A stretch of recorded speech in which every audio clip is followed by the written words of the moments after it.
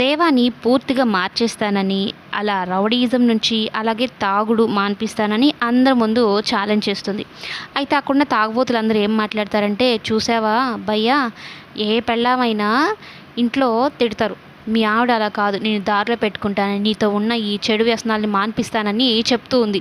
ఎంత మంచి ఆవిడ, పో భయ్యా చెప్పిన మాట విను అన్నట్టు చెప్తూ ఉంటారనమాట.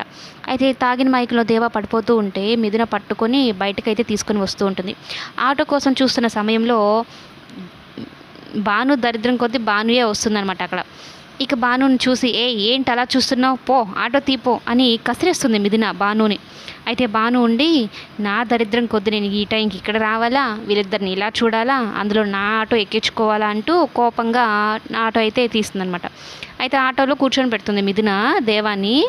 దేవ ఫుల్గా తాగేస్తున్నాడు కదా, మిథున ఒళ్ళో పడిపోతూ ఉంటాడు, మిథున ఒళ్ళో అలా పడిపోతూ ఉంటాడు.